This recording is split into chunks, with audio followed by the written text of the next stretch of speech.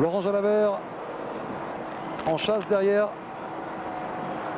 avec le maillot jaune. Le premier coureur mondial et le maillot jaune qui sont passés à 50 secondes de l'homme de tête au sommet. Ils devraient donc pouvoir reprendre leur place. Jalabert tente ici de prendre la roue du maillot jaune.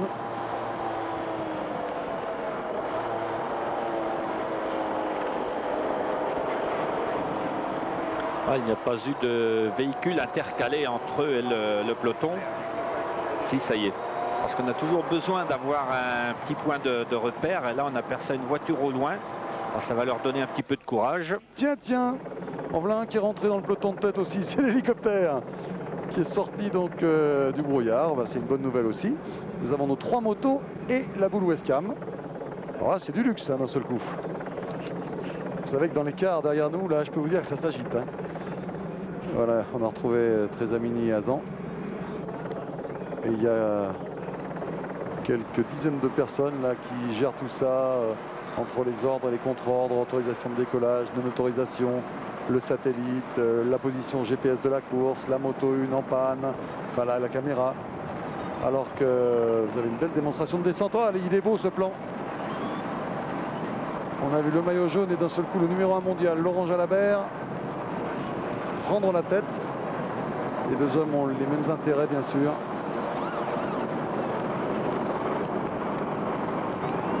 Ils voient les motos derrière le peloton, là, ça c'est encourageant. Ça va leur faire du bien. Eh bien, en tête de la course, Pascal Hervé poursuit son effort. Il va peut-être arriver 30e, 40e de l'étape. Mais lorsqu'il arrivera, tous ses copains de Festina, Dufaux et Virenque les premiers, viendront le remercier et le féliciter. Et puis peut-être, sait-on jamais, arrivera-t-il beaucoup mieux placé. Mais en tout cas, pour l'instant, il travaille pour les autres.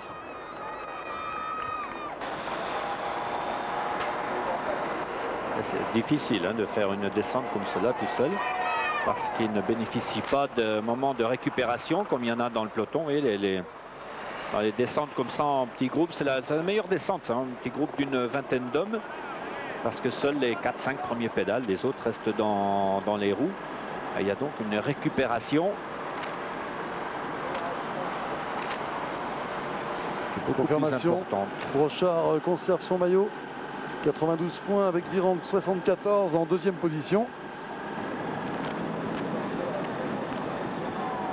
Voilà, c'est un petit moment un peu dangereux. Allez, ils vont revenir là tous les deux. Jean-Paul, vous nous confirmez que le maillot jaune et le numéro 1 mondial Laurent Jalabert reviennent dans le groupe. Il y a 50 mètres d'écart à peu près, 50-60 mètres d'écart entre le peloton et les Jalabert et Vasseur. Voilà, ça revient. Voilà, moins maintenant. On doit passer par des... Vous avez connu ça, Bernard, vous étiez souvent devant, mais lorsqu'on est comme ça dans une journée où on se fait lâcher, où on revient, on doit passer par des moments étonnants de morale, de perte de morale. Il se passe beaucoup de choses dans la tête là. C'est sûr que oui, le moral est en dents de scie, il est vraiment fluctuant. Parce que le coureur qui se fait lâcher a toujours peur qu'il y ait une accélération, qu'il y ait une attaque en tête, que la descente, qu'il y ait quelque chose d'important qui se passe et que la descente se fasse très très rapide. À partir de là, si déjà on est lâché, qu'on se trouve seul, on ne pourrait pas revenir. On ne veut pas trop s'accrocher non plus en montant parce qu'on sait qu'on a encore besoin de force pour finir l'étape. Donc on est obligé de laisser partir les autres. Et puis dans la descente, ce qui est terrible, c'est de se retrouver seul, de se retrouver sans voiture à l'avant, sans point de repère à l'avant.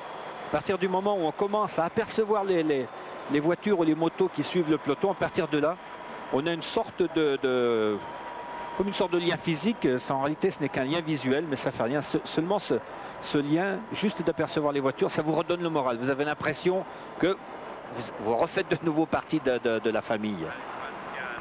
Mais ce qui est le plus terrible, je pense, c'est de se retrouver tout seul dans une descente. Il y a un sentiment de solitude, d'abandon, très très fort. Jean-Paul? Oui, Tochnik fait à nouveau partie de la famille. Alors lui, il aura fait aussi un boulot extraordinaire.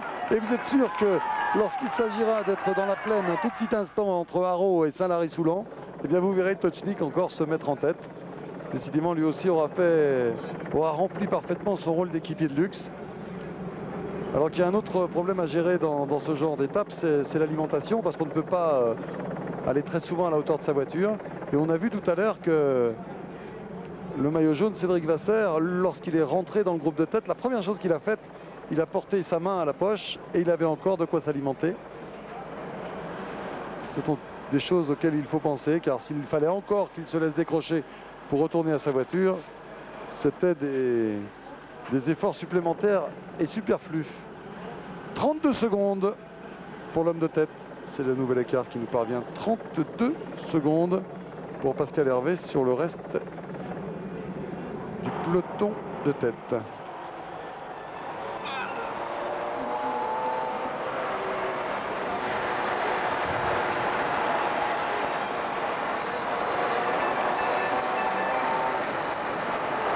Alors pourquoi Laurent Brochard reste-t-il là? Eh bien à nouveau pour servir d'appui si jamais il y a des coureurs qui sortent du groupe de tête.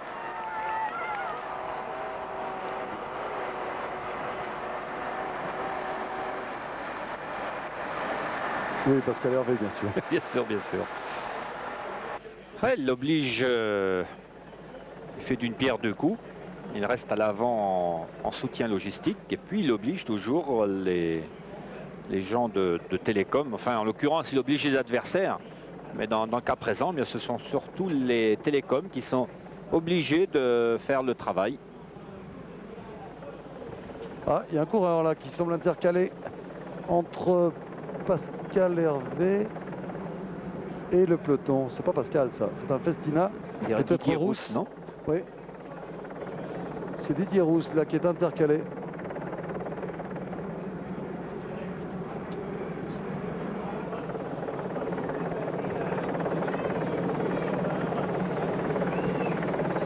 Attendre de voir un petit peu là. Oh, c'est Rousse. Hein. Oui, oui.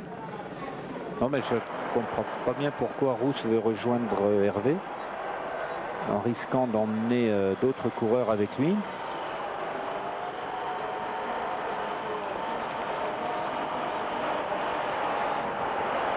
Voilà Pascal Hervé qui, dès qu'il en a la possibilité, se ravitaille aussi. Je pense que beaucoup d'autres coureurs vont faire comme lui parce qu'il y a finalement que très peu d'endroits, de possibilités de se ravitailler. Donc dès qu'il y en a une, il ne faut pas la louper.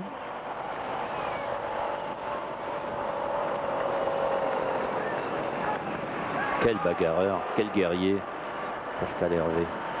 Vous avez remarqué qu'il avait mis des chaussettes sur ses chaussures. Parce qu'il faisait un peu froid ce matin. La pluie menacée. Et lorsqu'il pleut, eh bien ça retarde un petit peu l'arrivée de la pluie sur la chaussette. Enfin sur la deuxième chaussette, la vraie.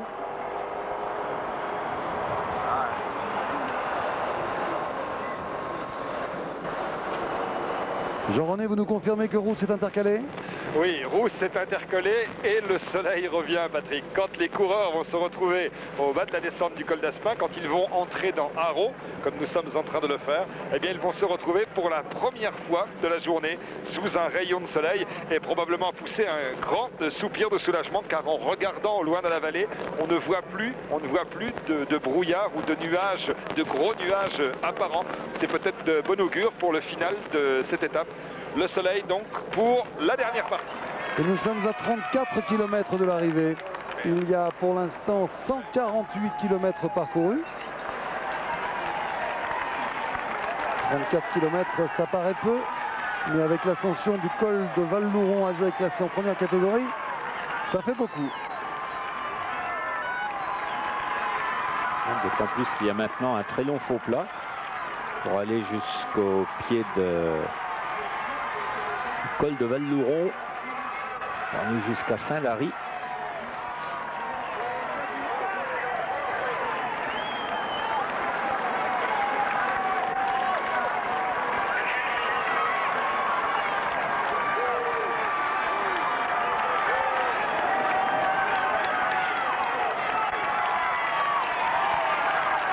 Toujours un homme en tête.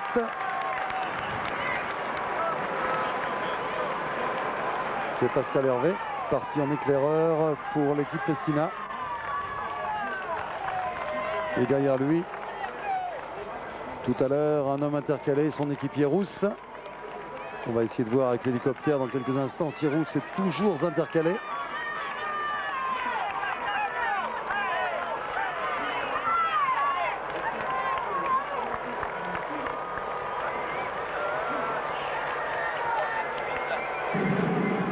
Ah, Kamenzind aussi, Richard Virenque et Brochard. C'est étonnant ça. Ils ont profité peut-être de l'attaque de Kamenzind. Ils sont, j'allais dire, au marquage. Et oui, c'est ça. 1 minute 05 pour le peloton, mais il y a des hommes intercalés et c'est en train de bouger là. Quand même, je pense pas que Brochard et Virenque, c'est bizarre d'attaquer à ce moment-là. Hein.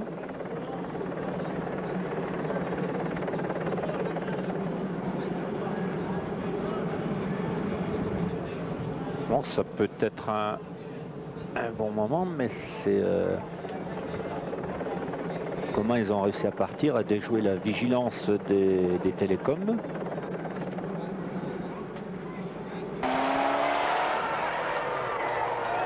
Voilà le groupe donc maillot jaune.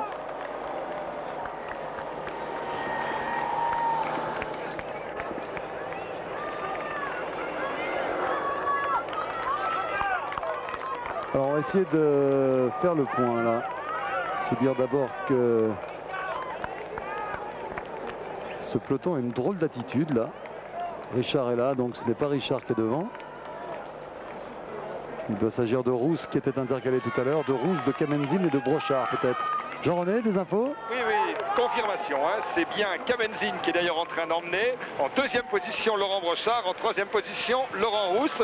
Donc un homme seul en tête, Hervé. Et derrière, donc ce trio qui est à environ 1 minute. Et l'écart est en train de se creuser entre le trio conduit maintenant par Didier Rousse en deuxième position, Laurent Brochard. En troisième position, Kamenzind. Une attaque avec Buenaora, semble-t-il.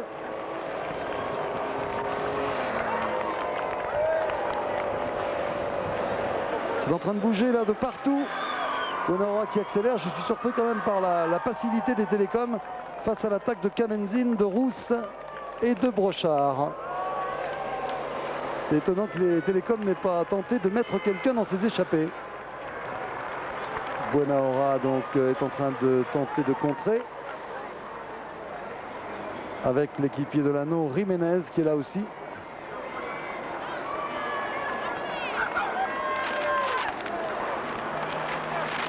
C'est Conti? Non, c'est... Qu'est-ce que je raconte? C'est Fincato qui est là. Alors la situation de la course est très confuse là.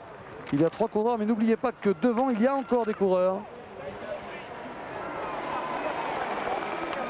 C'est très très étonnant de la part de Télécom, hein, qui contrôlait la course jusque-là, qui avait la main mise, on peut dire, presque totale. Il a seulement dû laisser partir Pascal Hervé, mais en réalité le contrôler en quelque sorte à distance. Et puis là, d'un seul coup, il y a une attaque qui se développe et Télécom se trouve de nouveau en... Voilà les intercalés, là on les découvre avec Kamenzind donc qui roule devant Brochard.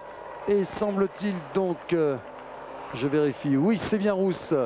Rousse qui est avec... alors Kamenzind réclame le relais, Brochard va-t-il le prendre? Oui, c'est vrai qu'ils ont tout intérêt finalement même à revenir sur Pascal Hervé. Ça ferait 3 Festina en tête avec un Mapei. Et je suis vraiment surpris de l'attitude des télécoms qui ne mettent pas d'hommes dans les échappées. C'est surprenant. Jean-René. Oui, et derrière, Patrick, un autre trio s'est constitué qui possède 22 secondes d'avance sur le groupe Ullrich. Il y a là Fincato, il y a Jiménez de la Banesto qui est en train de réussir une grande étape et qui est presque devenu, au moins dans cette étape, le coureur numéro 1 de l'équipe Banesto après la défaillance tout à l'heure de l'anneau. Et il y a également dans cette échappée un coureur de la formation Kelme. Nous sommes en train d'attendre le coureur de la formation Kelme qui se trouve là et qui n'est autre que Buenaora. Oui, Buenaora, Jiménez, Fincato. Voilà. Que nous avions vu donc tout à l'heure avec devant eux Rousse, Brochard et Kamenzind et un petit peu plus loin encore Hervé Alors on va faire un point de la course, autant que faire se peut. On vous rappelle qu'il y a un homme en tête, il s'agit de Pascal Hervé. Ça, on s'y est habitué, ça fait longtemps que ça dure, si je puis dire.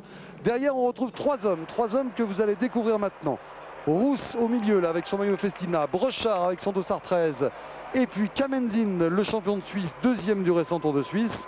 Un peu plus loin derrière encore, trois hommes. Jiménez, Buenaora et Fincato. Et encore un petit peu plus loin, donc le groupe emmené ici en deuxième position par Richard Virenque avec Christian N et Tocznik toujours bien sûr. Tocznik qui fait le travail, on l'avait annoncé tout à l'heure, on a dit il va revenir de l'arrière et il va faire le travail. Eh bien c'est confirmé, Bjarne Riis est là également. Et les trois hommes intercalés sont repris. C'est terminé pour Jiménez, Buenaora et Fincato. Devant il ne reste qu'Hervé et un peu plus loin Rousse, Brochard et Kamenzin. Et les télécoms sont obligés de travailler car ils ne sont pas représentés à l'avant. Ça, c'est quand même vraiment étonnant que les télécoms se soient laissés surprendre.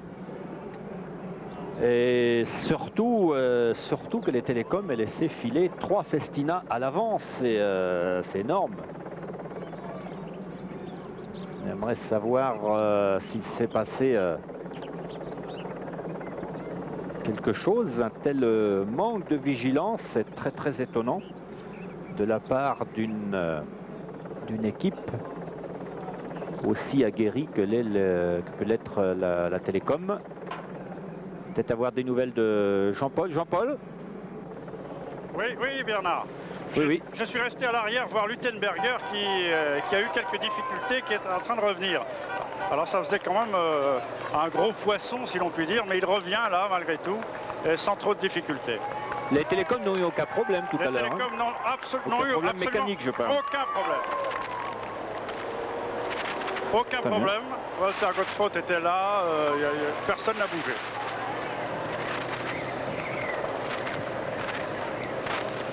Donc Tocznik ici fait un travail extraordinaire, époustouflant. Il a été lâché plusieurs fois, il est revenu à chaque fois, il revient vers l'avant. Maintenant c'est Udo Bolz qui va venir prendre le relais, alors que ce groupe est évidemment très bien contrôlé par l'équipe Festina avec Joona Loka.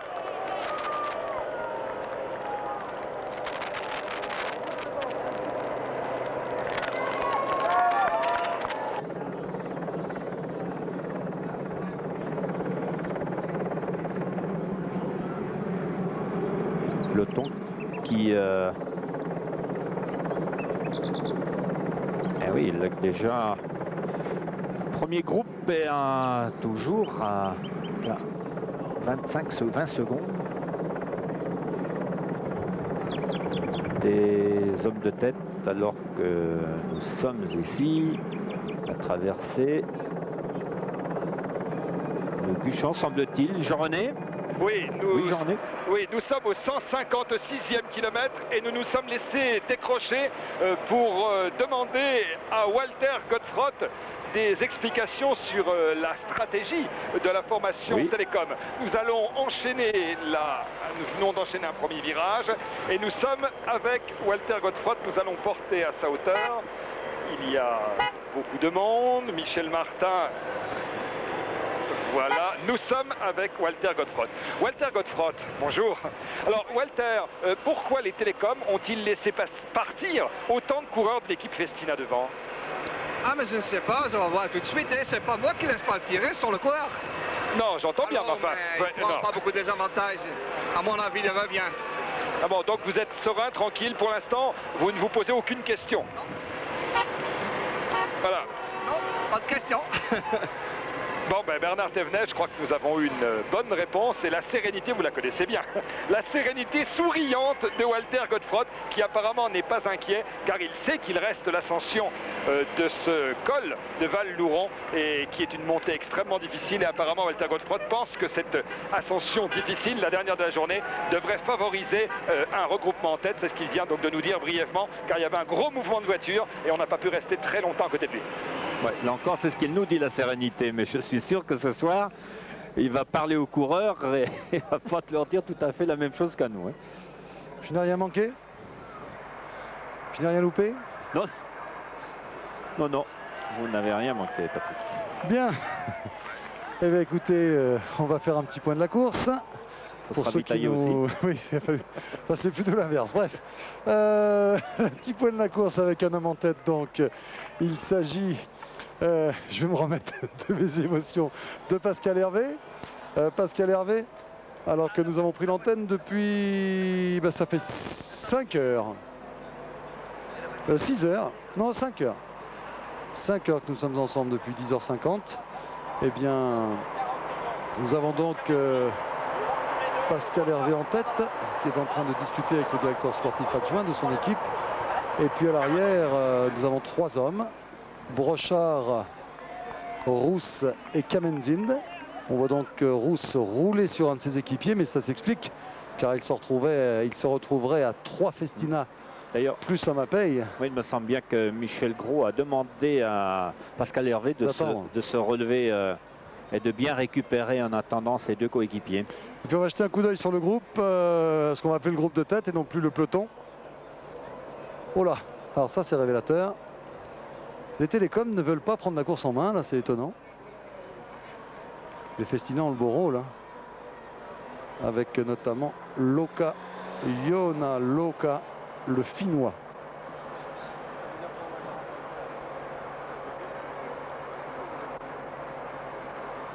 Vous avez vu le regard de Richard Virenque, c'est un peu du poker menteur, il regarde un peu tout le monde, d'un air de dire, eh bien, si vous voulez revenir sur les échappées, c'est à vous de rouler, messieurs. Nous sommes représentés, nous n'avons rien à faire. Et puis alors pour le classement par équipe, 3 hommes devant, c'est le rêve absolu. Alors qu'on grimace beaucoup du côté des Mercatone et Uno. Conti et Pantani.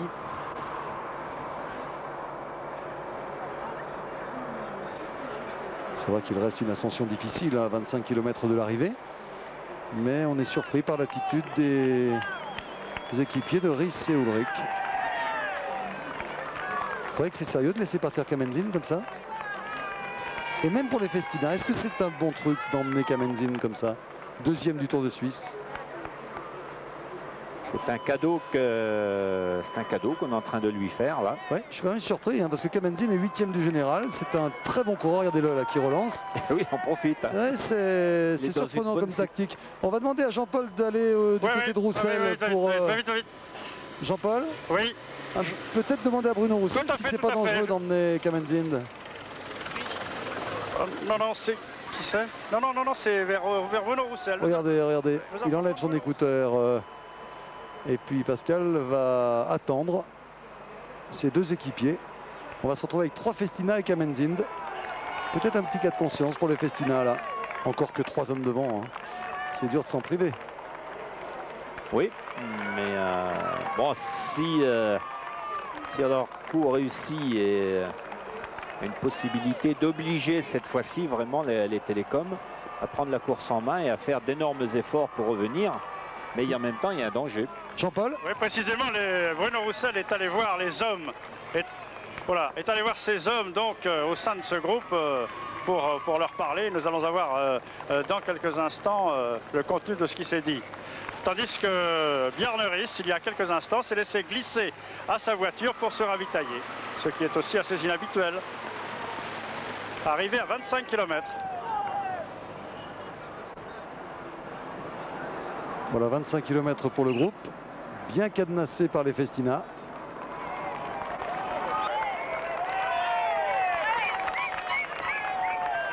Jean-Paul?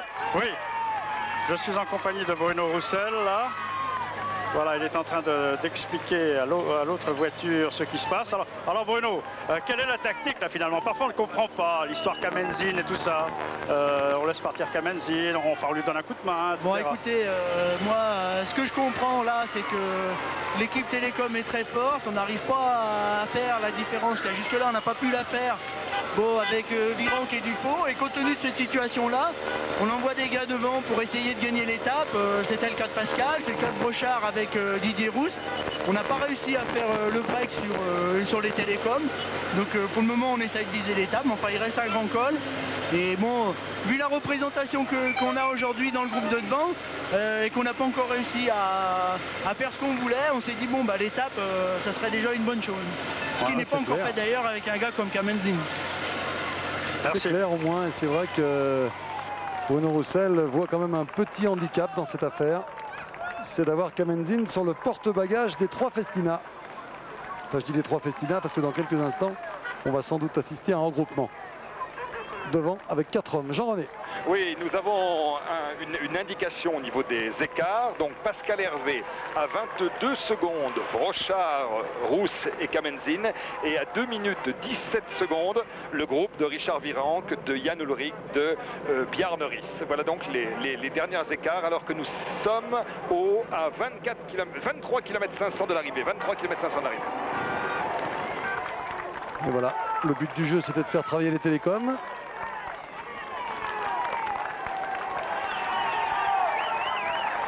Eh bien, les Banesto s'y mettent aussi.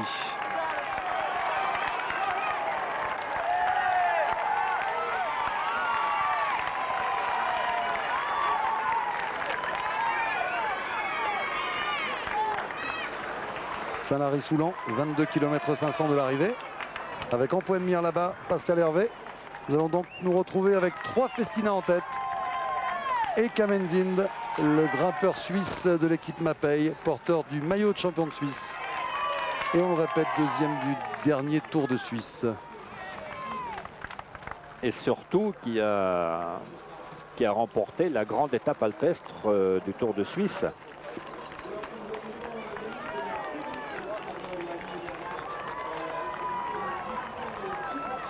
C'est vrai qu'ils sont 3 contre 1, mais 3 contre 1 dans un col. En plus, 3, Pascal Hervé est quand même bien diminué, je présume. Regardez Pascal qui donne Il a son fait bidon. Énormément d'efforts. Non, Laurent n'en veut pas. Ici commence la montée. Et Rousse va avoir du mal à suivre là. J'ai peur qu'ils aient ouvert la porte à Kamen Zinn.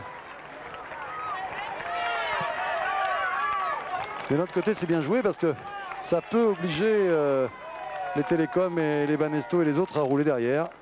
Pour l'instant, en tout cas, c'est Kamen Zinn qui fait la bonne opération puisque seul Laurent Brochard parvient à prendre sa roue dans les premiers hectomètres de l'ascension qui va nous amener au col de Val-Louron à Z.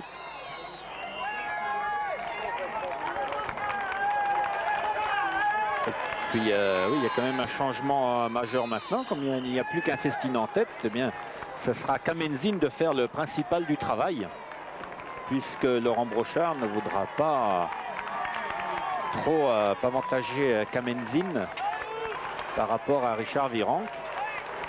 Et finalement, Kamen Zinn, qui a été très heureux pendant un petit moment tout à l'heure en étant emmené par les Festina, maintenant il se retrouve lui aussi presque dans un piège, puisque ça va être à lui de faire la grande majorité du travail. C'est très juste, c'est très juste. Laurent Brochard ne devrait pas relayer là. Oh, il va passer un petit coup de temps en temps, histoire de ne pas trop décourager Kamen Zinn, ou histoire aussi de ne pas trop l'inciter à l'attaquer. Parce que si Laurent Brochard ne roule pas du tout, Kamen Zinn risque de se rendre compte qu'il est vraiment pris dans un piège et pourrait l'attaquer. C'est très juste. Ça agace d'avoir un coureur dans son porte-bagages, comme on dit, alors qu'il reste 10 km d'ascension. Et on peut vous assurer que ces 10 km sont redoutables.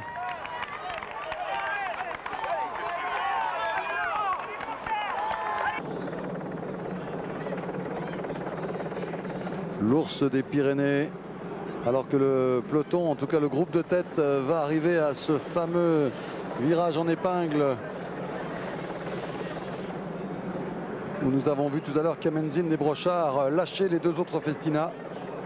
Un grand coup de chapeau à Pascal Hervé qui a fait son travail.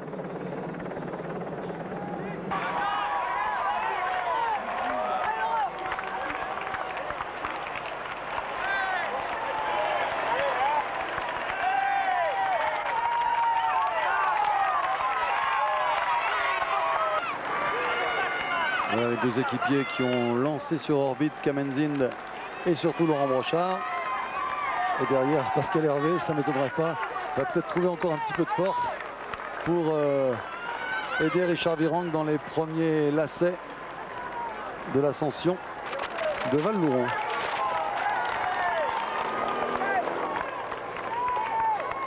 C'est toujours ce travail extraordinaire de Tochnig.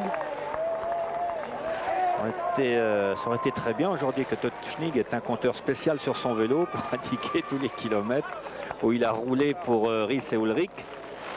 Et s'il se faisait payer au kilomètre, il a gagné beaucoup d'argent aujourd'hui, hein, parce qu'il a vraiment fait énormément de kilomètres comme cela. Il y en a un qui doit se sentir mieux, c'est Olano, car il était mal au début de l'étape. On a vu qu'il était lâché dans les premières ascensions. Et bien là, 3 Banesto devant, ça veut dire que Olano doit se sentir mieux. Ah, si Olano se refait une santé et que les coureurs n'arrivent plus à quand le Télécom et les Festina n'arrivent plus à le lâcher, peut-être finalement que se mordre les doigts de ne pas l'avoir achevé. C'est un mot peut-être un peu fort, mais sportivement de ne pas l'avoir achevé au moment opportun. Hervé laisse revenir le groupe de tête tranquillement. Didier Rousse, lui, a pris un peu d'avance, mais ça ne veut rien dire. Ils sont en train de se relâcher là pour pouvoir accompagner un instant le groupe de tête et servir Virenque ou Dufaux. Tandis que c'est toujours Kamen Zind qui fait le travail dans le groupe des deux. Kamen Zind qui sait que Brochard tactiquement ne peut pas relayer, car Kamen Zind est le leader de son équipe pour la montagne. Alors que Laurent Brochard, lui, doit travailler. Regardez, il fait un signe avec le coude en lui disant de passer, mais Brochard va lui dire non, moi je ne passe pas, j'ai Richard Virenque et Dufaux derrière. 2 leaders potentiels du Tour de France, je ne peux pas rouler, je ne peux pas t'emmener, toi Kamen Zind, dangereux au classement général, je ne peux pas t'emmener. C'est logique. C'est normal, mais bon, peut-être qu'à la place de Brochard, ce serait bien de passer un petit peu pour ne pas faire en bémol. De trop de mauvaises... En bémol, exactement. En bémol. C'est-à-dire passer tranquillement sans trop tirer dessus. Mais passer un petit peu pour ne pas trop décourager Kamen Zind, ne pas trop l'inciter à lâcher Brochard dès qu'il en aura la possibilité, parce que maintenant Brochard est devenu un poids mort pour lui. Et l'obsession de Kamen Zind maintenant, ça va être de lâcher Brochard. Nous sommes à 20 km de l'arrivée maintenant avec le groupe. Voilà, il s'est écarté Tochnig. Il a fait son travail comme d'habitude, si je puis dire. Ça fait partie de ses équipiers modèles. Il a laissé la place à Udo Bolz. Et on voit Ulrich qui est là en 3e position. Mais vous avez vu qu'à l'avant, Kamen Zind n'était pas trop énervé par l'attitude de Brochard. Kamen Zind connaît les règles de la course. Brochard ne peut pas l'emmener. Hein. Quand on regarde le classement général, on s'aperçoit que le vainqueur, le deuxième du Tour de Suisse, Kamen Zind, est 9e du général à 3,22. Et c'est un homme dangereux.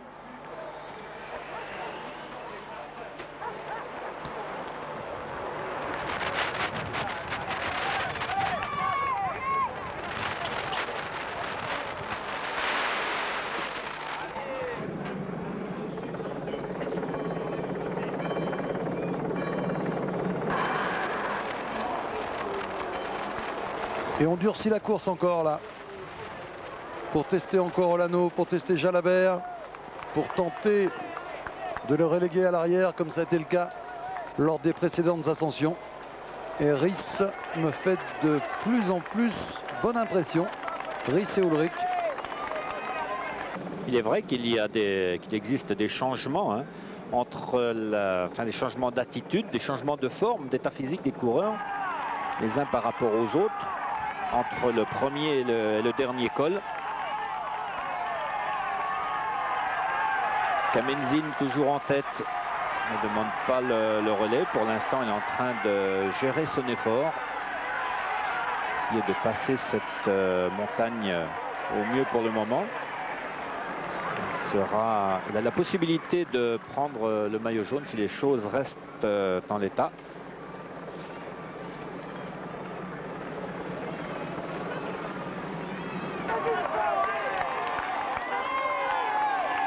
Voilà, c'est parti. Là, regardez avec Rhys et Ullrich. Rhys, Ullrich, Virenque en 3e position. Les choses sérieuses vont recommencer. Et cette fois-ci, on va payer comptant les écarts à l'arrivée. Alors là, il y a un changement d'allure. Hein.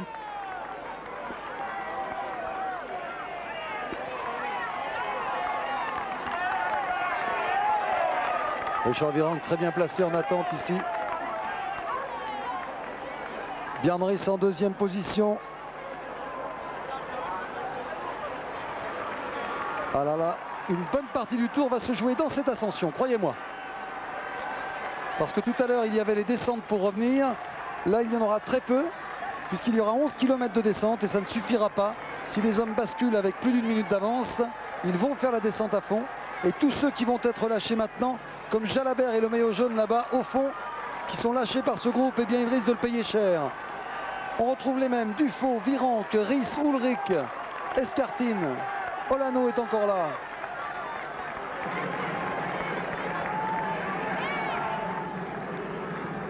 Jean-René. Oui, je voulais simplement aller voir Pietro Algeri, le directeur sportif adjoint de l'équipe Mapei, qui suit Oscar Kamenzin. Pietro Algeri, vous avez apparemment demandé à Kamenzin de ne pas s'occuper de Brochard de rouler. Ben, c'est ça le mal, parce que si Brochard il roule ensemble, il peut monter plus la montagne, parce que le peloton il va venir très vite et je crois qu'il va le reprendre trop près. Oscar Kamenzin, c'est... Voilà, nous sommes... Alors que nous sommes... Voilà, il y a Michel Gros qui est en train de vouloir passer pour se porter à hauteur de Laurent Brochard et nous le laissons passer, bien évidemment. Et on surveille le groupe de tête parce oui. Que là, tout est en train d'exploser. Je vous laisse, Patrick. Alors que nous sommes avec les hommes de tête à 7 km du sommet, Patrick. 7 voilà, km. Et ça accélère encore avec Ullrich et Riis, Richard Virenque et Dufaux. Toujours les 4 mêmes. Mais derrière, c'est l'explosion. Jean-Paul, il va falloir nous dire où en sont Jalabert, Cédric Vasseur. Jalabert, Zaraveta. Donc je remonte tout doucement. Hein. Blanco, Teteriuk, Tochnik, Moreau, Pasquale, Hamburger, Bonaora et le maillot jaune, on va remonter. Hein. On va remonter Pantani derrière. toujours dans le groupe de tête. Ils sont là, Ullrich, Riis, Virenque. Ça accélère. Oh là là, Ullrich est en train d'accélérer terriblement là. Il va y avoir du dégât. Il est en train de visser, comme on dit, très facilement. Alors que Laurent Brochard va être repris. Laurent Brochard, non pardon, va lâcher Kamenzin. Laurent Brochard qui se lance. Alors ça, c'est une surprise. C'est Laurent Brochard qui est en train de lâcher Kamenzin. Regardez l'attaque de Brochard là sur la gauche de votre écran, sur la droite de la route. Kamenzin ne peut pas réagir pour l'instant. Superbe Laurent Brochard. Attention derrière, Richard Virenque maintenant qui tente de contrer. Mais Ullrich est très fort, Bjarne Riis semble un peu en difficulté. Le public de l'arrivée qui suit sur grand écran applaudit à tout rompre. L'attaque de Richard Virenque, Dufaux est bien placé également. Riis est derrière, pour l'instant piégé. Escartine tente de revenir. Accélération de Richard Virenque. Ullrich va-t-il prendre le relais et condamner ainsi Riis pour quelques instants? Non, c'est Richard Virenque pour l'instant qui a sur le train beaucoup de dégâts à l'arrière. Riis est en dernière position de ce groupe. Ah, que c'est difficile pour Ullrich. Tactiquement, que doit-il faire? Il reste au marquage de Richard Virenque. Aïe, Riis tente de revenir maintenant, mais il semble distancé. Escartine est là. Ullrich va rouler. Si Ullrich roule, il peut condamner Riis. C'est toute la difficulté, regardez, il se retourne, c'est toute la difficulté de la tactique de l'équipe Télécom, prise à son propre piège. Pantani en 5e position, Ils sont 5 seulement, Riis va revenir, Riis fait l'effort à l'arrière pour revenir, Pantani risque d'attaquer dans son style de grimpeur très spécifique. Richard Virenque qui en met une 2e couche comme on dit, et seul Ullrich est en train de le suivre. Richard Virenque accélère, ça va être difficile pour Bjarne Riis qui était en difficulté. Une partie du tour est peut-être en train de se jouer avec cette accélération de Richard Virenque qui fait l'affaire d'Ullrich. Ullrich qui ne sait pas trop quoi faire, car derrière Bjarne Riis est en dernière position de ce petit groupe, mais il semble tenir la distance. Pantani est là également. Bjarne Riis est là, il a réussi à prendre le wagon pour l'instant. Escartine est là aussi. Bjarne Riis, Escartine, Ullrich, Pantani, Virenque et je ne sais pas si c'est Olano à droite, je ne suis pas sûr. C'est Jiménez, je crois. Oui, je crois que ce n'est pas Olano.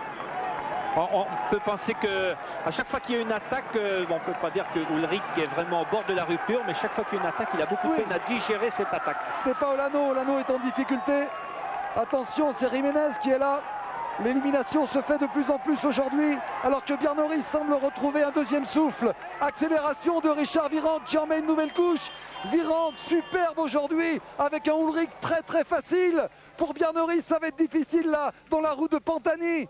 Bjarne maîtrise pour l'instant la situation, mais avec un peu de difficulté. Accélération à nouveau de Richard Virenque qui teste ses adversaires. Mais Ullrich nous fait une grosse impression. Rhys revient maintenant avec Pantani. Dufaux a été distancé. Pantani avec Rhys qui reviennent sur les deux hommes de tête. Richard Virenque et Ullrich. La bataille est lancée. Escartine qui tente encore de revenir là. Escartine est là. Jiménez aussi. Voici les grands hommes du Tour. Il y a des gros perdants aujourd'hui. Je pense à Dufaux pour l'instant. Je pense à Olano. Je pense à Jalabert bien sûr. Alors que le Diablo salue cette accélération, nouvelle accélération de Richard Virenque. Luc Leblanc, lui, est très loin. Voici les grands perdants du jour. Bjarne limite les dégâts là. Il semblait un peu en difficulté tout à l'heure, mais le voici maintenant qui revient à la hauteur de Richard Virenque et de Ullrich. Ullrich qui a fait la course d'équipe, qui n'a pas roulé. Nouvelle attaque de Richard Virenque, nouvelle accélération. Il est superbe Richard aujourd'hui. Il est superbe. Et c'est Ullrich qui parvient à rentrer dans sa roue. Bjarne est là également. Bjarne qui paraît en meilleure condition qu'au pied. On peut penser tout à l'heure que Rhys a sciemment laissé partir, mais il a pris un petit risque, si l'on peut dire, quand même. Mais il a sciemment laissé partir parce qu'il est peut-être un peu vieux, Rhys, et il a quelques peines à répondre au démarrage très sec de Richard Virenque. Attention à Richard qui a fait beaucoup d'efforts. Là, il ne faut pas qu'il en fasse trop non plus et qu'il le paye ensuite. L'ascension est quand même longue. Attention, nous arrivons à Z, Patrick. Oh, c'est terrible là, terrible. On a été impressionnés ce matin. Il reste 6 km d'ascension, 5 km 500 exactement. Et lorsqu'on passe dans le petit village d'Azet, il y a des pourcentages impressionnants lorsqu'on passe dans le village. On les devine ici. Jean-Paul à l'arrière, les dégâts. Alors derrière, les dégâts sont considérables. Conti, Madouas, Dufaux, Berg, Luttenberger, Boll, Selo, Simon, Lino, Eli, Jalabert bien sûr au début, Meinert, Hamburger, Tochnik, Blanco, enfin tout ça, ça a explosé. Des nouvelles de l'homme de tête avec Jean-René, Laurent Brochard avec Kamenzin qui n'est toujours pas revenu sur le français. Non, et Kamenzin ne reviendra pas, Patrick, sur Laurent Brochard. Laurent Brochard, pour l'instant, a creusé par rapport à Kamenzin dans un premier temps, mais aussi par rapport au groupe de Richard Virenque, de Ullrich, de Jiménez et de Rhys, a creusé un écart que l'on peut chiffrer à une quarantaine de secondes en ce qui concerne Kamenzin dans la localité, à l'endroit où la pente était si raide. Kamenzin était en très grosse difficulté. Il va d'une seconde à l'autre être repris par le groupe de Richard Virenque. Alors que le groupe de Richard Virenque est maintenant mené par les télécoms, puisqu'on a à la fois Rhys et Ullrich en tête. J'espère que Richard n'a pas fait trop d'efforts dans le début de cette ascension et qu'il gardera assez de force pour rester avec eux et au moins pour les mettre encore en difficulté. Car toutes ces attaques sont restées vaines. Elles ont suffi à décramponner tous les autres, mais pour l'instant Richard s'est placé au sein de ce groupe maintenant, avec Ullrich qui mène devant Rhys, devant Jiménez, devant Pantani, devant Escartine et Richard Virenque. Énorme impression dégagée par Ullrich. Je pense exactement la même chose. Je ne sais pas quelles seront les prochaines étapes, comment sera Ullrich dans les prochaines étapes, mais pour l'instant il est vraiment impressionnant et on se demande dans les futures années comment on pourra réussir à battre ce phénomène. Rhys a sauvé son tour là il y a quelques instants, car s'il avait été décramponné, eh bien Ullrich était pris à son propre jeu, quoi. Il était obligé. Alors que vous avez vu que Rhys a tendu la main pour attraper un bidon de l'extérieur, c'est qu'il est en difficulté, Bjarne Rhys. Il veut s'alimenter, il veut s'hydrater et il n'est pas bien actuellement, Bjarne. Oui, il est peut-être un peu déshydraté, il n'a peut-être pas assez chargé en eau, il n'a pas pris assez d'eau avant le pied de la montée. Et là, il se trouve un peu en difficulté. Il nous a fait un petit peu peur tout à l'heure, mais il a l'air d'avoir bien récupéré finalement. Je pense qu'il n'a pas voulu répondre immédiatement aux attaques très sèches de Richard Virenque. Et finalement, il avait raison, surtout parce que Ullrich était capable de répondre à sa place. Allez, on fait un point sur la course avec un homme en tête. Ne l'oublions pas, il réalise quelque chose de formidable avec son maillot à pois. C'est Laurent Brochard qui est seul en tête, intercalé donc sans doute toujours. Kamenzin, le champion de Suisse, second du dernier Tour de Suisse et vainqueur, Bernard le rappelait tout à l'heure, de la grande étape de montagne. Derrière ces deux hommes, ce groupe donc, le groupe des seigneurs, le groupe des maîtres de la montagne aujourd'hui, avec Ulrich, avec Ries, avec Escartine, avec Jiménez, avec Virenque et avec Pantani, avec un écart actuellement de 42 secondes entre Brochard et Kamenzind et 1 minute 05 entre l'homme de tête et le premier groupe, celui-là.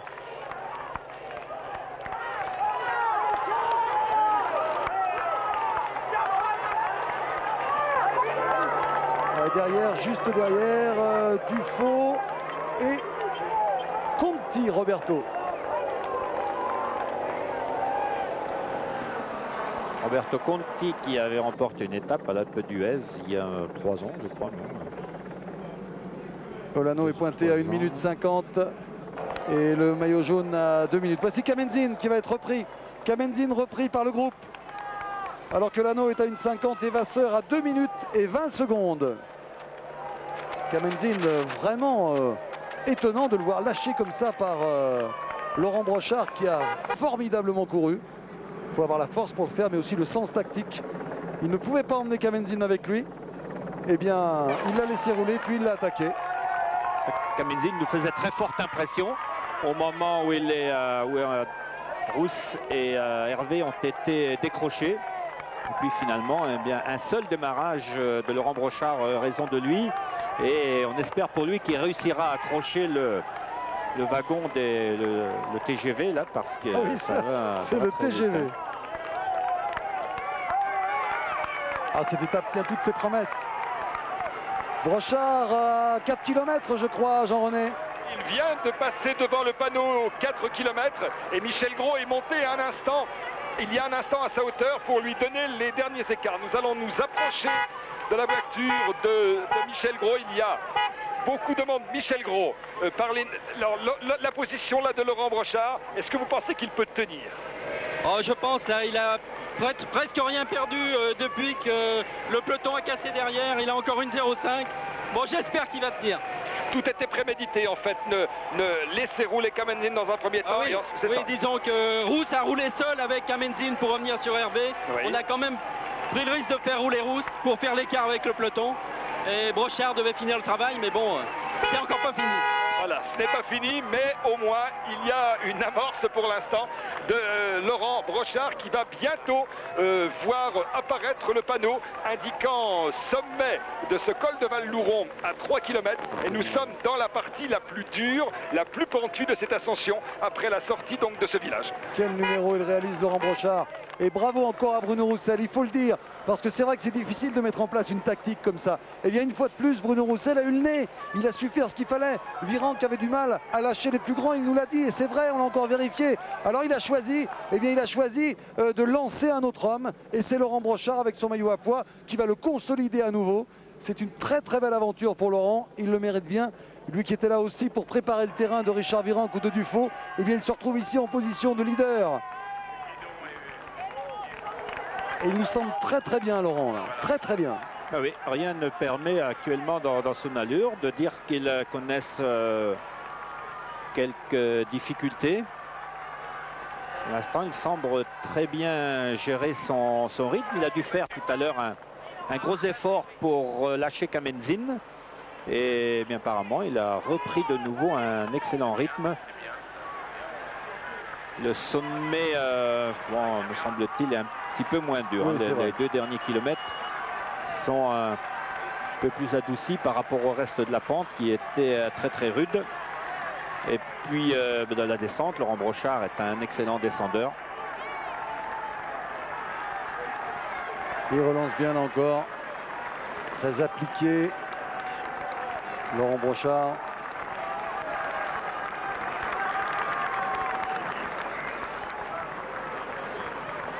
Intéressant de voir ce groupe. Ulrich est vraiment impressionnant. Oh, il me fait une énorme on a l'impression qu'on se demande s'il est dans une côte finalement. Hein.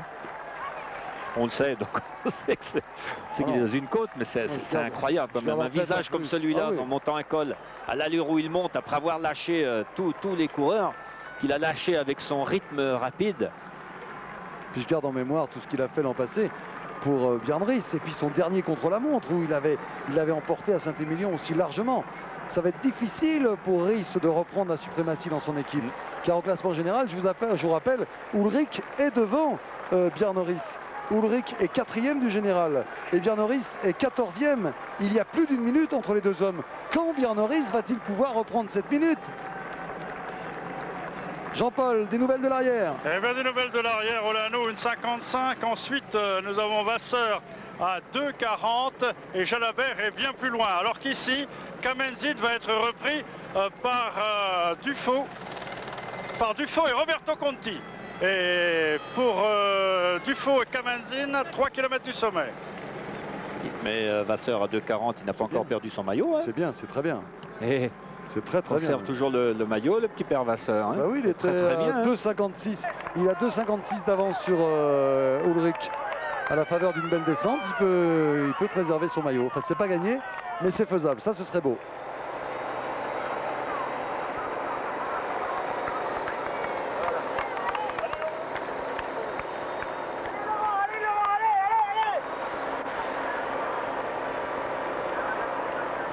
Oh, il va y avoir une arrivée passionnante.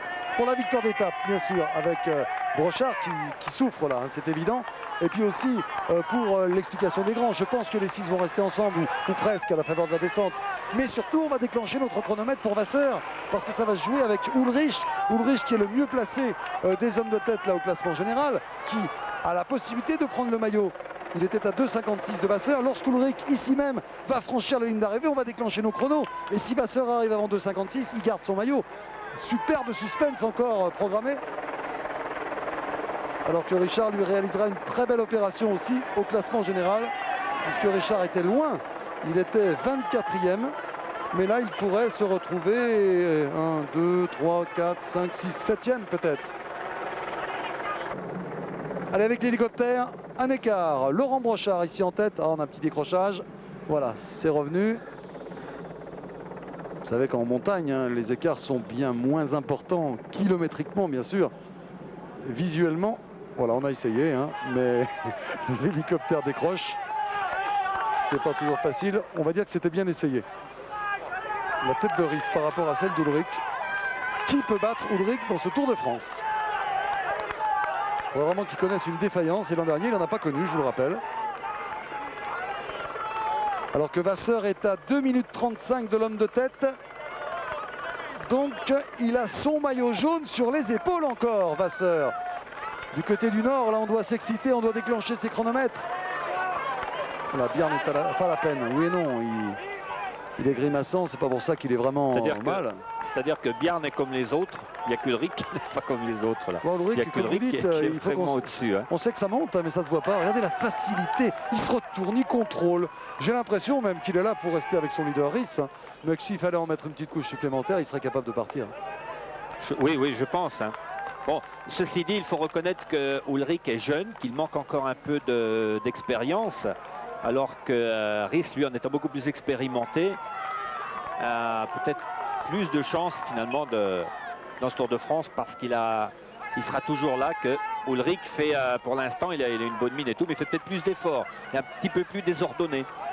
Jean-Paul, des nouvelles, des attardés? Oui, alors à 17 secondes, c'est un pointage que nous venons de réaliser tout de suite, là, hein, il y a un instant. Donc Dufaux, Conti et Kamenzin à 17 secondes, je parle par rapport à Ullrich. Hein. Bien sûr. Alors à 40 secondes, Olano, à 1,05 Sberg, à 1,15 Madouas. À 2 minutes 35 se trouvaient Luttenberger et Lino. Et à 2,55 Cédric Vasseur. À 2,55 d'Ullrich, pas de la tête. D'Ullrich, oui. Aïe, aïe, aïe. D'Ullrich, attention. 2,55, hein. Ça veut dire qu'il lui reste 1 seconde. Il avait 2,56. Alors là, il reste quand même 2 km d'ascension. Là, vous nous donnez une mauvaise nouvelle par rapport à Cédric Vasseur. Je pensais que c'était sur Brochard. Ouais. Là, il lui reste une seule seconde. Mais on ne sait jamais avec la descente. Vous savez, tout est possible. Parce qu'à l'allure où roule Ullrich, là, pour le moment, j'ai bien peur que Cédric perde encore beaucoup de terrain. Ouais. Ce sera intéressant à suivre. Faudrait que... Peut-être qu'Ullrich ne va pas rouler trop fort parce que Riis n'est peut-être pas très bien. Il va peut-être lui dire on n'en fait pas trop, encore que ce n'est pas vraiment le cas maintenant.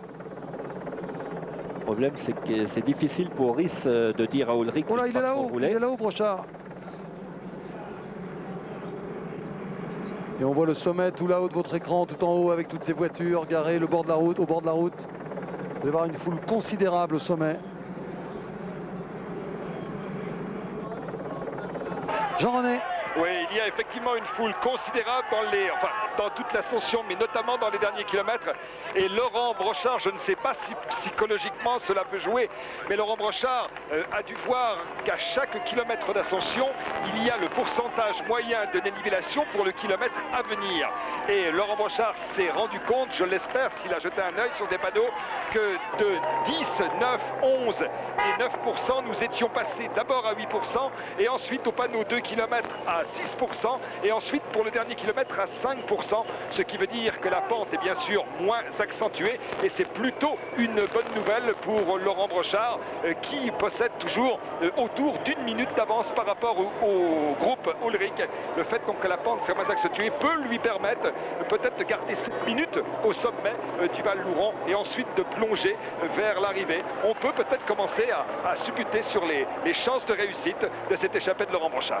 Alors que les voitures ont été arrêtées là pour respecter la régularité de la course et pour laisser seul face à lui-même le maillot jaune, Cédric Vasseur en difficulté, qui monte bien moins vite qu'Ullrich. Ça va se jouer dans la descente, mais ça va être difficile, hein. À moins qu'Ullrich décide de faire la fin au train. Ça semble un peu le cas là. On est dans une partie moins difficile et peut-être les télécoms ont-ils décidé de ne pas trop en faire. Richard Virenque, lui, est attentif pour le maillot de la montagne. Le voici qui attaque. Sur la droite, ça ne va pas faire les affaires de Cédric Vasseur, mais ça ne fait pas les affaires de Bjarne Riis non plus. Bjarne Riis est en difficulté une fois de plus. Il met du temps à réagir. Richard Virenque attaque, Ullrich au marquage. C'est la meilleure chose qui pouvait arriver pour Ullrich. Mais il y a la descente, hein. Riis a beaucoup de métiers, on l'a déjà dit. Mais enfin, ça prouve que Richard est bien, que Richard est là. Et ça prouve aussi ce qu'on dit depuis le début de cette retransmission, que Ullrich est impressionnant. Et là, le maillot jaune de Vasseur est peut-être en train de s'envoler là, avec cette accélération de Richard Virenque, qui va aller chercher des points pour le Grand Prix de la Montagne, derrière son équipier. Son équipier... D'ailleurs, il ne faudrait pas trop qu'il joue avec le feu, parce que là, il est en train de ramener les hommes quand même sur Brochard. Ouais, oui, justement, j'ai bien fait de me taire tout à l'heure. Je voulais dire que Richard n'attaquerait pas parce qu'il risquait de ramener les hommes. Riis n'est plus là. Riis n'est plus là, Bernard. Oui, le tour est peut-être en train de basculer, parce que vous savez que dans l'équipe Télécom, il faut un leader. C'est Riis le leader désigné. Mais la course désigne les leaders. Et Ullrich, là, parce qu'il répond à l'attaque de Richard Virenque, il devient... involontairement, pratiquement, il devient le leader de l'équipe Télécom. Et c'est Bjarne Riis qu'on n'aperçoit même plus là-bas, au fond de l'écran, qui perd tout actuellement s'il ne parvient pas à revenir dans la descente. Car ce soir, lorsque l'équipe Télécom va se retrouver ensemble, on va discuter. Et si Ullrich est vraiment plus fort, il faudra bien se rendre à l'évidence et dire, eh bien désormais, le leader de l'équipe Télécom, c'est Ullrich. Et n'oublions pas que Télécom est une marque allemande, alors que Brochard est repris sous l'impulsion de Richard Virenque, là. Brochard est repris. Aïe aïe aïe, Richard n'a pas rendu service là à Laurent, mais ça fait partie aussi de la tactique de course que d'éliminer Bjarne Riis, ou de tenter de le faire. En tout cas, seul Pantani peut s'accrocher pour l'instant. Richard Virenque va sans doute s'offrir des points très précieux pour le classement de la montagne, et on ne voit toujours pas Bjarne Riis là-bas. Les hommes vont-ils faire la descente? Pantani qui montre aussi ses ambitions pour le classement de la montagne. Pantani avec Virenque, mais là-bas tout au fond on aperçoit Bjarne Riis. Les hommes vont-ils poursuivre leur effort pour distancer Bjarne Riis dans les 11 km de descente? Sans doute, on le voit avec Pantani ici. Richard Virenque doit continuer, ne serait-ce que pour espérer la victoire d'étape.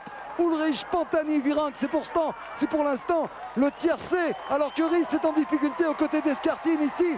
Riis qui est peut-être en train de perdre le Tour de France. Je ne parle pas là de l'écart très minime qu'il y aura au sommet de cette ascension, mais je parle du changement de tactique qui pourrait avoir lieu dans l'équipe Télécom, Bernard. Et oui, et surtout que Richard Virenque est un excellent descendeur. On peut être sûr que Richard Virenque va faire la descente très très rapidement, parce que pour l'instant il est en train d'éliminer l'un des grands favoris de ce Tour de France. Il y a beaucoup de grands favoris auront été éliminés aujourd'hui. Eh bien, Richard Virenque, pour l'instant, est en train d'éliminer pratiquement tous les favoris, excepté Ullrich.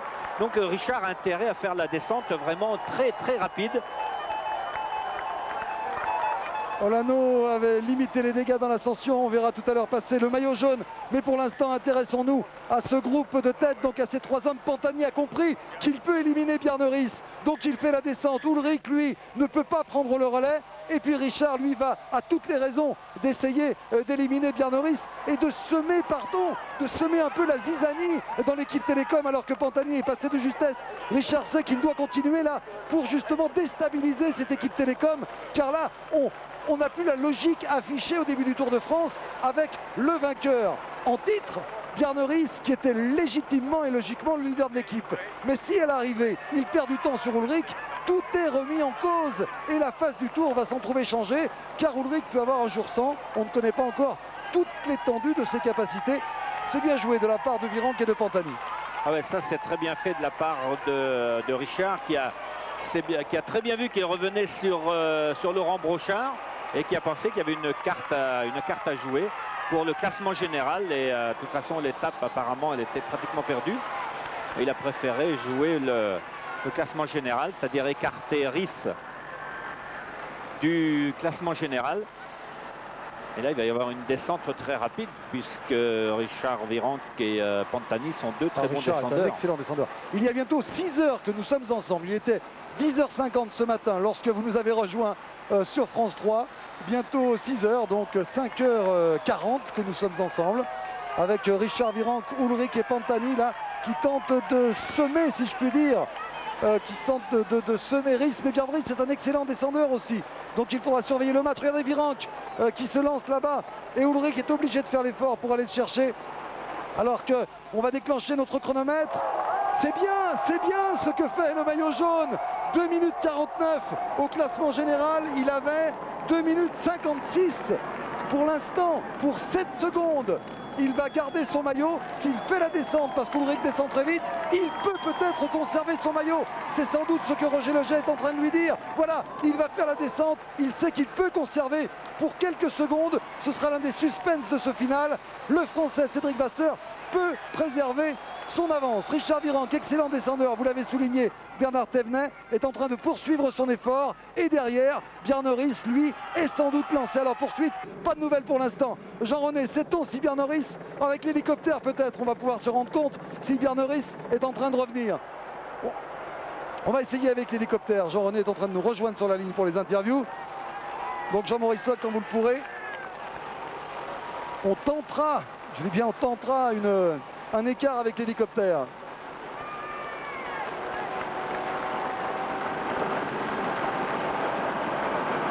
Richard est en train de regarder Pantani comme pour lui dire allez, il faut rouler, on peut éliminer des adversaires pour le classement général, il sera temps de s'expliquer plus tard entre nous. Voilà Richard qui relance, il a compris. Et je vois bien Ullrich pour la victoire d'étape si jamais les trois arrivent comme ça, parce qu'il fait moins d'efforts dans la descente, dans le sillage de Richard. Et puis surtout, il nous a tellement étonné par ses qualités de fraîcheur. Ullrich, vous avez vu le petit geste de Ullrich qui s'est retourné en sortie de virage. Cédric Vasseur à la recherche du temps perdu pour sauver son maillot jaune. Ça se joue en ce moment. Un peu comme Capucci l'avait fait une année, il l'avait sauvé pour 5 secondes dans une grande étape aussi.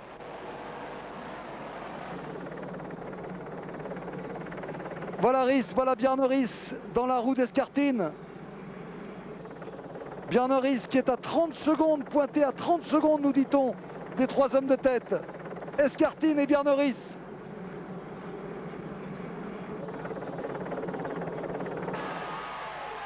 Et Jalabert qui arrive maintenant au sommet de Val-Louron.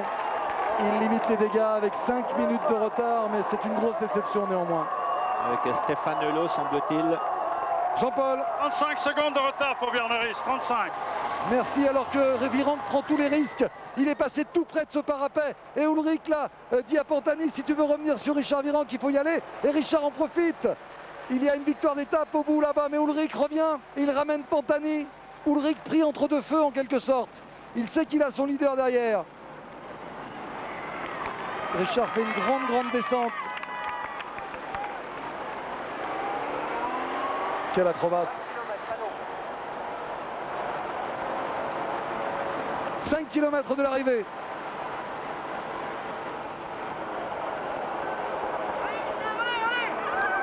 Brochard est à 8 secondes. Et si Brochard revenait sur eux, ça pourrait aider pour le final. Le voici Laurent Brochard, il les a en point de mire là-bas. Il est à 8 secondes derrière Laurent. Ils sont là, regardez, juste derrière. Tout est possible. On peut assister à un regroupement avec le retour de Brochard. Il prend tous les risques, Laurent Brochard. Il a des trajectoires vraiment très tendues. Il sort vraiment à l'extérieur. Alors qu'Ulrich commence ses virages un peu tôt. Il est obligé de finir très loin. Voilà, Laurent Brochard revient, position de la course, ils sont 3 en tête. Les 3 hommes qui ont assommé pour l'instant le reste des prétendants à la victoire finale, ils sont 3. Il y a Ulrich bien sûr, très facile aujourd'hui et qui a piégé involontairement bien sûr en suivant Richard Virenque à 4 km de l'arrivée. Il a piégé son leader, le tenant du titre en quelque sorte. Bjarne Riis, il y a Richard Virenque, le héros du jour avec son équipe Festina, et Marco Pantani de retour après son très grave accident. Mais derrière, tout près derrière ces 3 hommes, il y a un autre coureur de la Festina, c'est lui avec son maillot à pois. Il faut d'ailleurs signaler qu'il le préserve son maillot à pois grâce à sa belle ascension de Louron. C'est Jean-Christophe Roncaiolo qui vient de me le confirmer. Donc si Laurent Brochard revient sur les 3 hommes de tête, ils seront 4, mais 2 équipiers de la Festina. Et ça peut compter, Bernard. Ah oui, bien sûr, c'est plus facile pour manœuvrer, quoique sur les fins de course aussi éprouvantes que celle-ci, la fraîcheur physique joue un rôle prépondérant.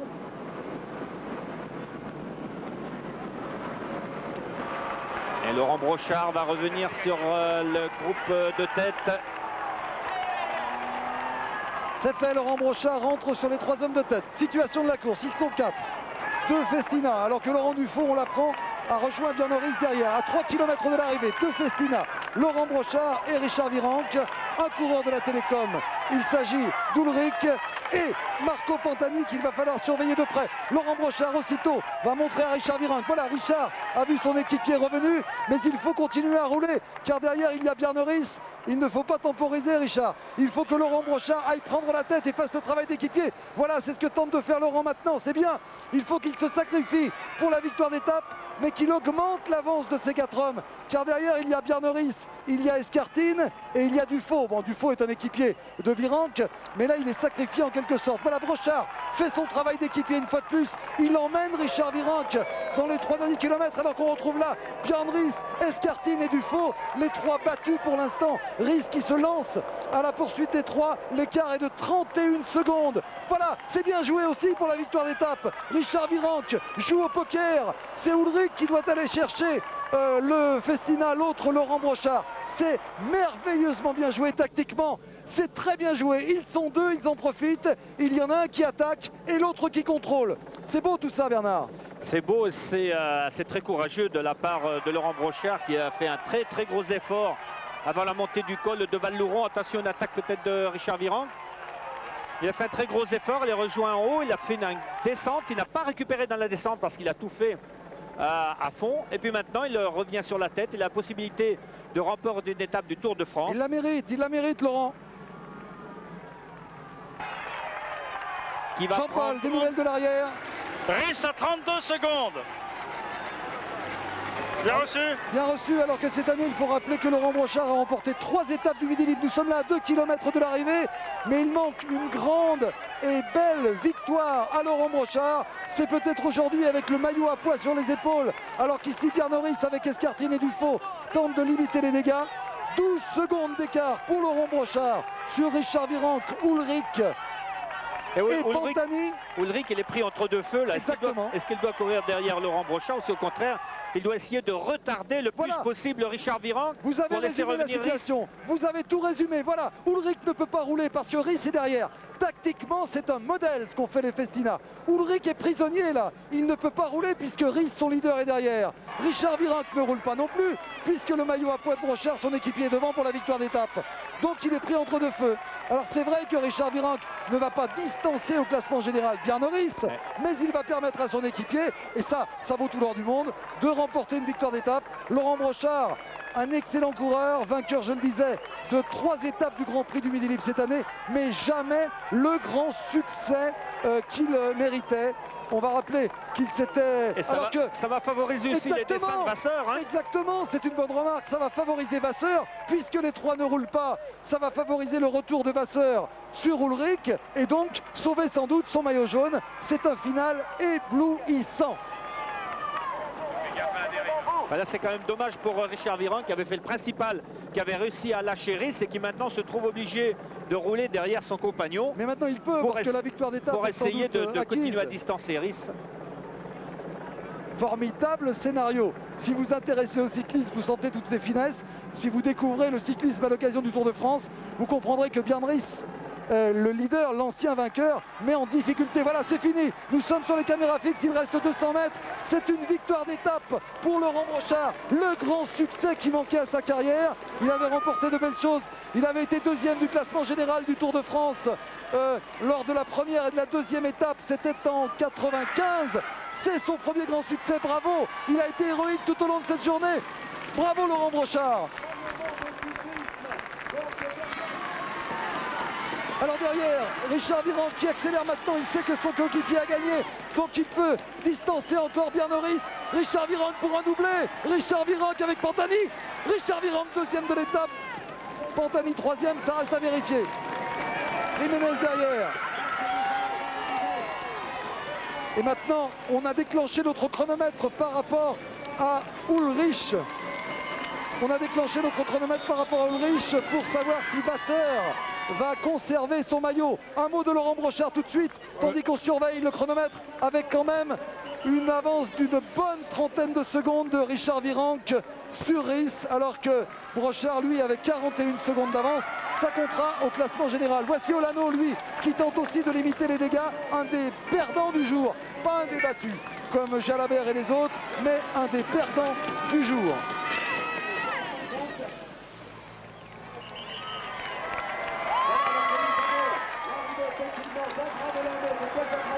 Kamenzin avec son groupe ici, mais maintenant le chronomètre, on le surveille.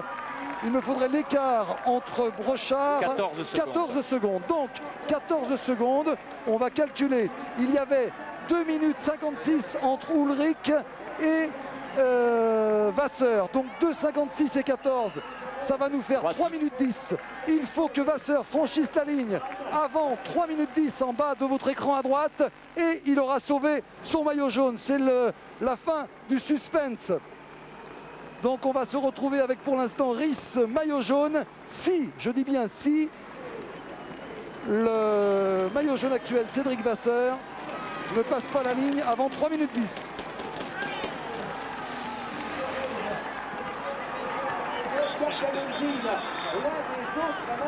Voilà, il reste 1 minute 10 pour Cédric Vasseur pour franchir la ligne, pour sauver son maillot.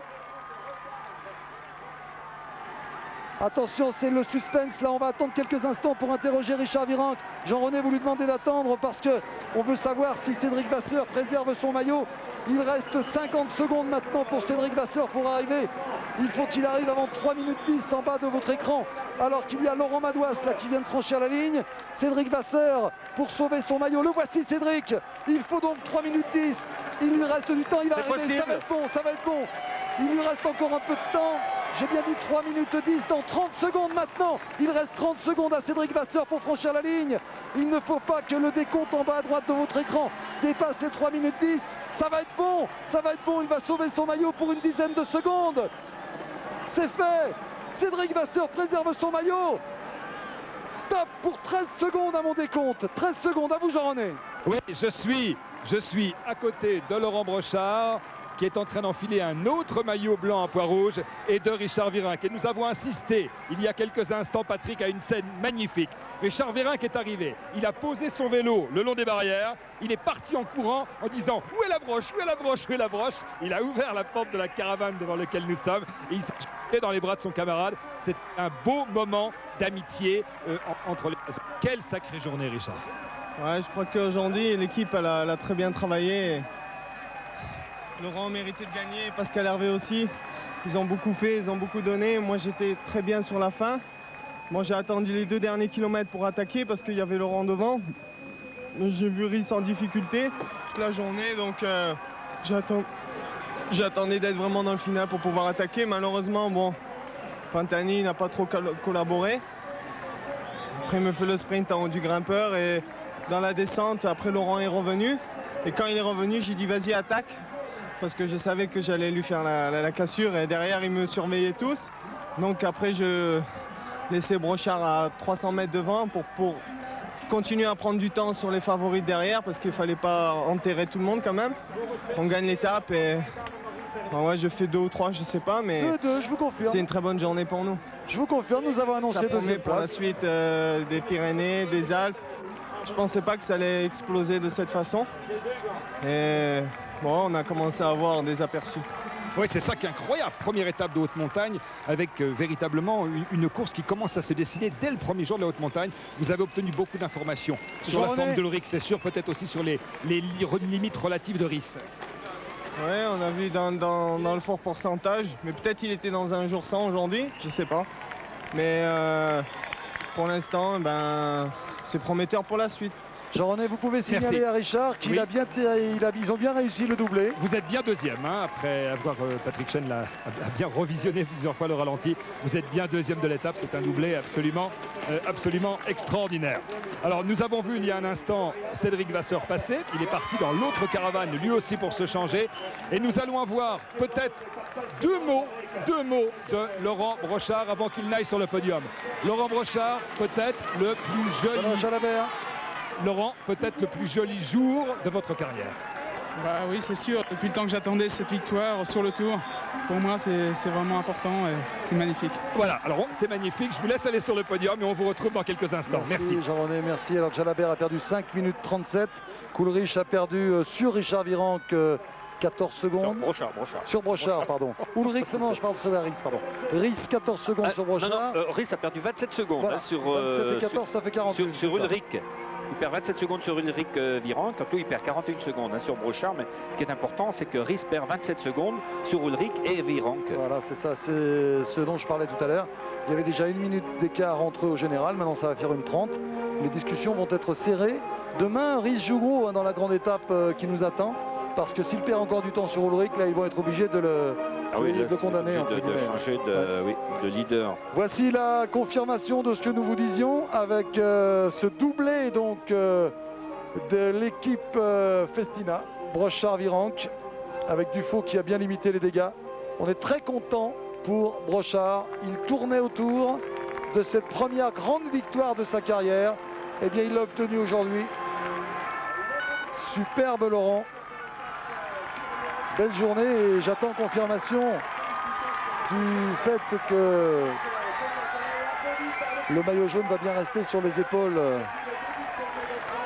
de Cédric Vasseur, ce qui fait quand même une belle journée pour le cyclisme français, même si 2 de ses représentants principaux, et là je pense bien sûr à Luc Leblanc et à un degré moindre Jalabert, eh bien eux ils ont beaucoup perdu aujourd'hui. Oui, Laurent a perdu 5. Laurent Jalabert aurait perdu 5,23 sur Virenque, Patani, Ulrich. C'est beau ces images, ça va rester ça aussi. L'image d'un maillot à poids qui gagne dans la montagne, je crois que c'est tellement cohérent en plus. Et 2 boucles d'oreilles, 2, Ulrich n'en a qu'une. Elle est belle cette joie. Alors que là, eh bien, on limite les dégâts.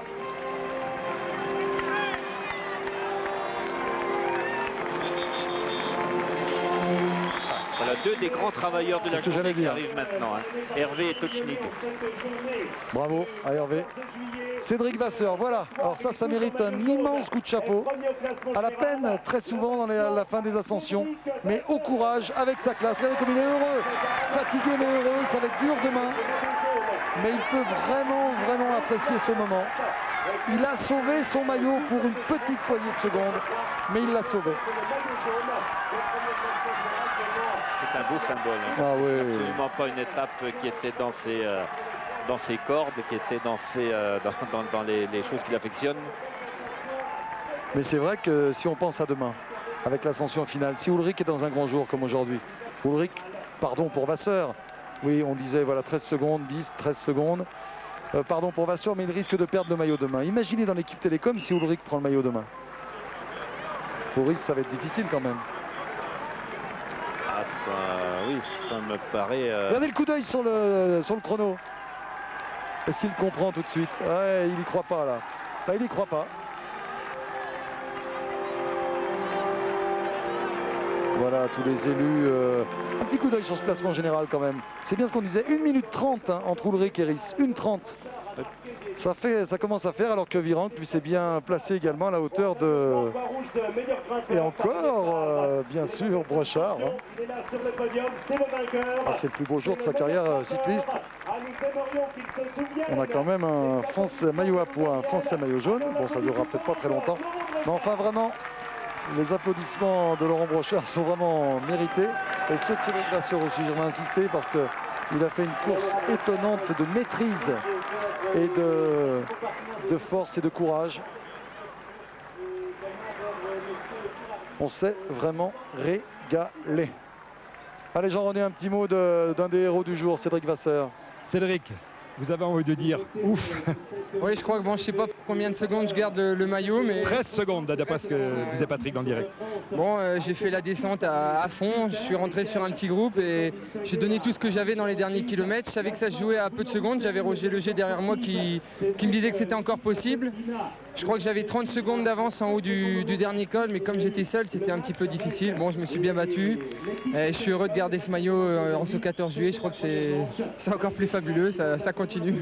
Quelle journée hein. Eh oui, quelle journée. Je crois que bon, j'ai prouvé aujourd'hui qu'avec le maillot jaune, on pouvait quand même faire des merveilles parce que réaliser la performance que j'ai faite aujourd'hui, je crois que sans le maillot, j'aurais jamais su faire ça. Je me suis battu toute la journée, toujours à l'arraché dans l'école et bon, j'étais vraiment au courage.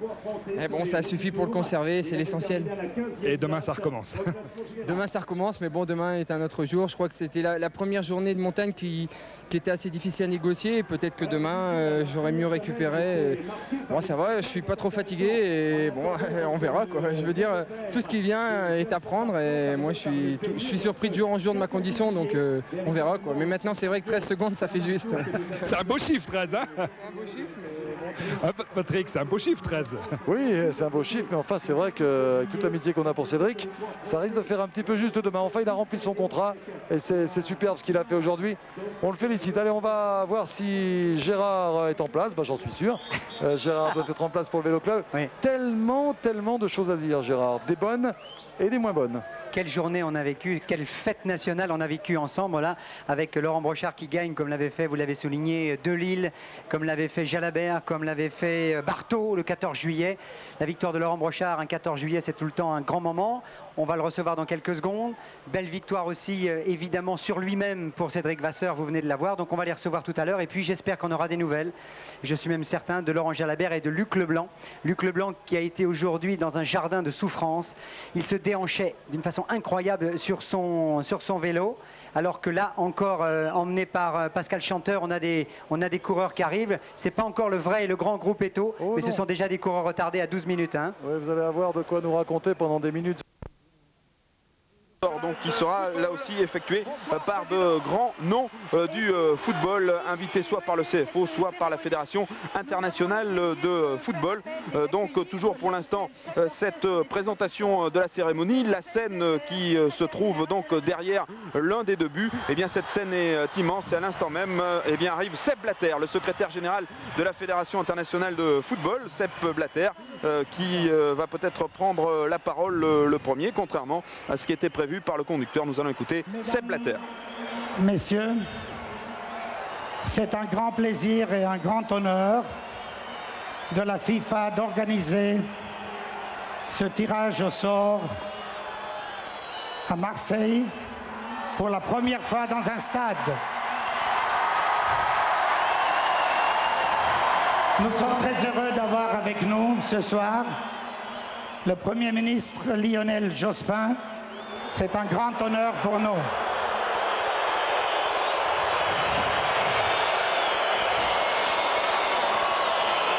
Je veux changer de langue. Je prierai les spectateurs qui sont dans les gradins qu'on a aussi une émission de télévision et qu'on devrait avoir le son également à l'écran. Alors, ladies and gentlemen, good evening, good morning, or even good night. Qui est évidemment polyglotte, qui est en train de s'exprimer maintenant en anglais. On attend dans les secondes qui viennent l'arrivée sur cette grande scène installée sur le virage nord du stade Vélodrome.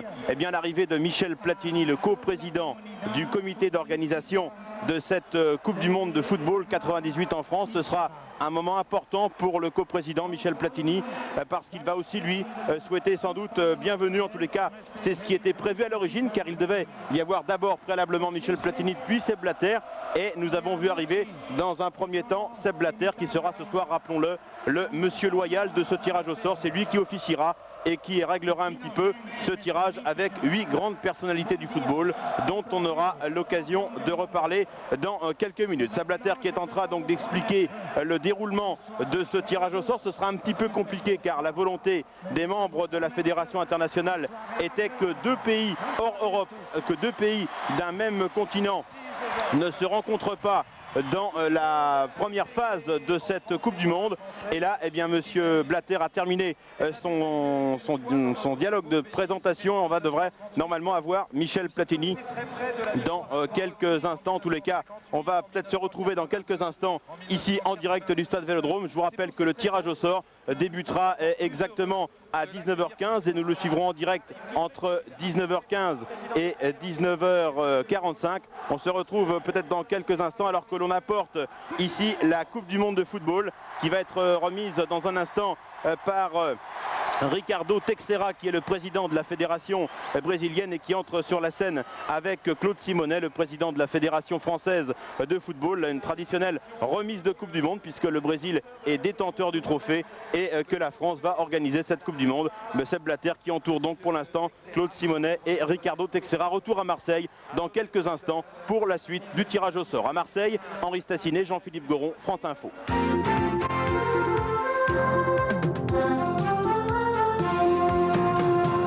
France Info, 19h, Bertrand Galichet. Le tirage au sort des 8 groupes de la phase finale de la Coupe du Monde de football commencera donc dans un quart d'heure à Marseille, au Stade Vélodrome. Henri Stassinet. Voilà, la cérémonie vient en effet de commencer avant le tirage au sort proprement dit qui aura lieu à partir de 19h15. Eh bien, c'est le président de la Fédération française de football, Claude Simonet, qui vient de recevoir des mains de son homologue brésilien la Coupe du Monde, puisque c'est le Brésil qui, rappelons-le, détient cette Coupe du Monde. Et là, le public qui n'est pas très charitable, qui conspue Claude Simonet, qu'il est assez difficile d'entendre dans le stade. Voilà Claude Simonet qui sera assez... Du Yukakili. Alors, le Yukakili est un yucca des neiges. Je connaissais les Yétis, mais pas le yucca des neiges. Qui nous vient d'une région septentrionale, l'Haïdi. Ah, d'où la célèbre chanson Yukaidi, Haïdi, Haïda.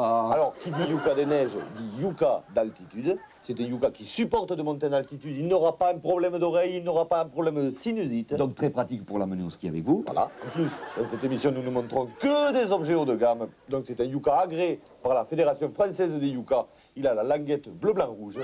Ça qu'on reconnaît les yucca moniteurs avec le bonnet vert. Voilà. Vous avez tout ça. Donc évidemment multifonction puisque yucca des brouillards, yucca des soleils. Et là je dis chapeau, c'est rare, pour des lunettes. Alors en bas évidemment, yucca cendrier. Ça c'est pratique aussi. Sur le haut, yucca porte-cigarette. Montre-le bien à la caméra. Porte-cigarette. Et puisque c'est un yucca agréé, il est aux normes européennes avec les vitesses européennes. Première, seconde, troisième, quatrième, point mort. On n'est pas perdu. Et en plus, il est anti-vol puisque sa façade est amovible. Ça m'étonnerait quand même qu'on cherche à nous le voler. Mais alors ça, tu sais jamais. Raoul, il y a quand même des masochistes sur Terre. Alors, la mise à prix de cet objet, moi je le dis tout net, 850 francs.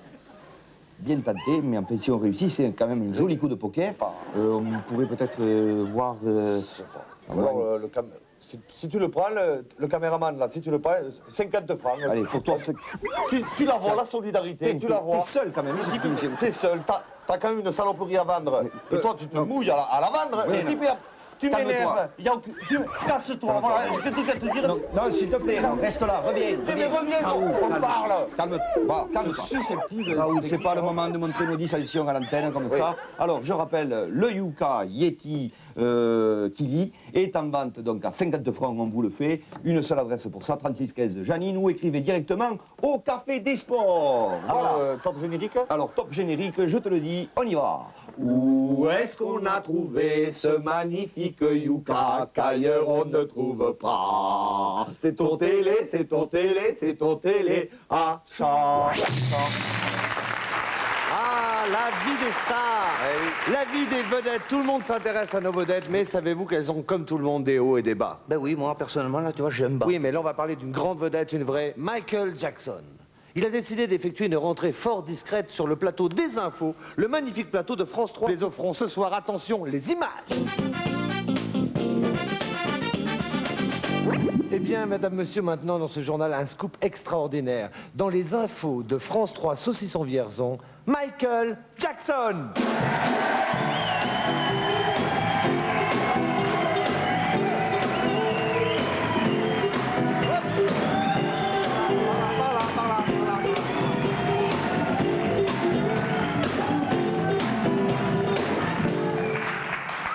Michael.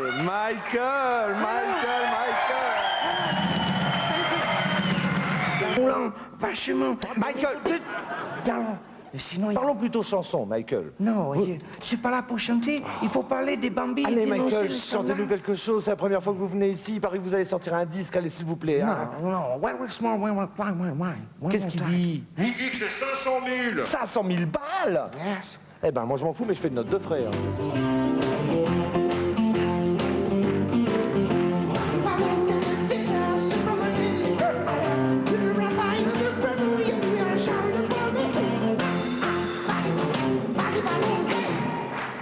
Bah Michael, la phrase elle n'est pas finie? Plus c'est plus cher. Tu veux le bonjour de Bambi? Tu le connais le bonjour de Bambi? C'est où le regarde le bonjour de Bambi. Moi, je te le